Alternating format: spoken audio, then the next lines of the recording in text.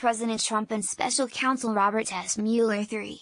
Jabin Botsford / The Washington Post, Brendan's Miłowski AFP / Getty Images. We don't yet know whether Special Counsel Robert S. Mueller 3 will accuse President Trump of obstruction of justice. But if he does, we may look back upon Wednesday as a case in point as to why.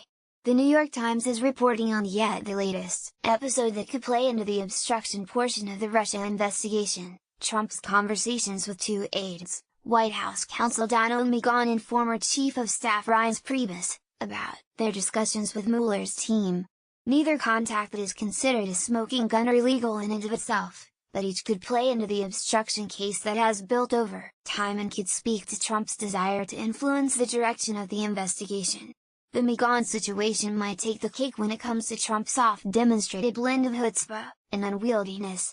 Here's what the Times' Michael Schmidt and Maggie Haberman reported. In one episode, the president told an aide that the White House counsel, Donald F. Megan too, should issue a statement denying the New York Times article in January.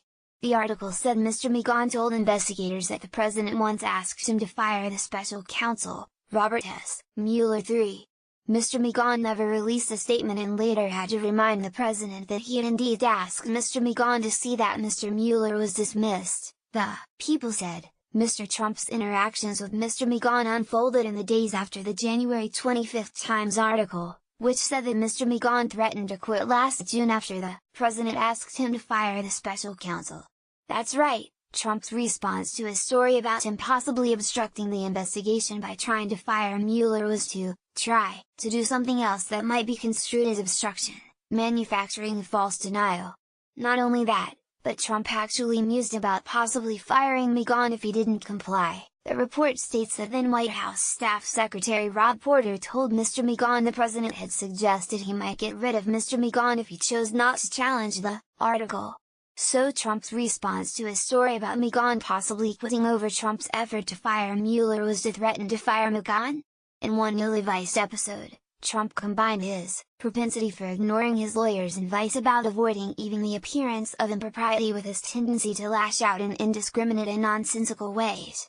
Trump apparently reasoned that the same White House counsel who threatened to resign over the Mueller episode would cave to threat of termination in the face of another possible effort to obstruct.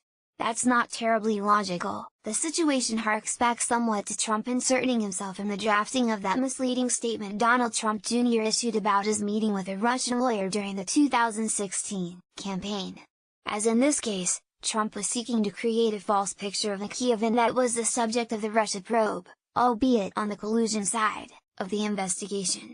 Trump has also repeatedly done things that only seemed likely to increase his legal jeopardy, sometimes unnecessarily so, including pressing law enforcement officials for loyalty, and admitting he fired FBI Director James B. Comey with the Russia investigation on his mind. But rarely do we have an example of Trump pivoting so quickly from one poorly conceived gambit right into another one. This may not take down Trump, but it is showing the mentality that's turned a short story of potential collusion into a narrative of potential